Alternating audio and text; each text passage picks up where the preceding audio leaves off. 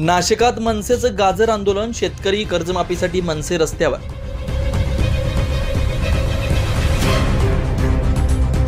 गेल्या 2-3 दिवसांपासून मुंबई पुण्यासह संपूर्ण राज्यात बँकेत मराठी भाषा अनिवार्य करावी या मागणीसाठी मनसे आक्रमक होत असल्याचं पाहायला मिळालं।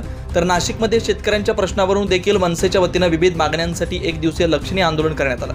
नाशिकच्या त्र्यंबक रोड परिसरात मनसेचे कार्यकर्ते पदाधिकारी हातात गाजर घेत आंदोलनाला बसले होते। या आंदोलनात प्रामुख्याने शेतकऱ्यांची कर्जमाफी झाली पाहिजे, शेतकऱ्यांचा सातबारा कोरा झाला पाहिजे, संतोष देशमुख हत्या प्रकरणातील आरोपींना शिक्षा झाली पाहिजे यासह वेगवेगळ्या मागण्यांसाठी मनसेकडून आज हे आंदोलन करण्यात आलंय। याबाबत महाराष्ट्र नवनिर्माण सेनेचे प्रदेश सरचिटणीस दिनकर पाटील यांनी अधिक माहिती दिली।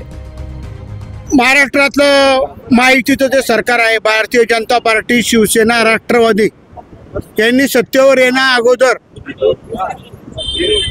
शेतकऱ्यांना सातबारा कोरा करू असं सांगितलं होतं, कर्जमाफी करू।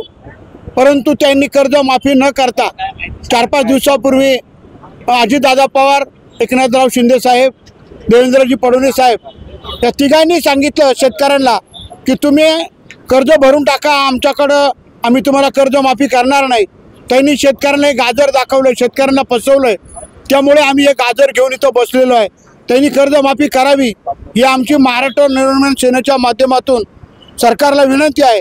तशीच 1 रुपयाची पंतप्रधान पीक विमा योजना जी होती ती त्यांनी बंद केली, ती चालू करावी।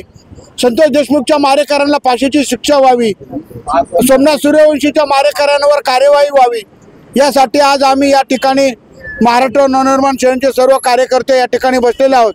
माननीय राजसाहेबांच्या आदेशानुसार राजसाहेबांची मागणी आहे, ती मागणी पूर्ण करावी अशी आमची सरकारला विनंती आहे आणि कायदा सुव्यवस्था जी महाराष्ट्रात बिघडली ती सुधारावी। 9 न्यूज महाराष्ट्रासाठी वैभव घुगे, नाशिक।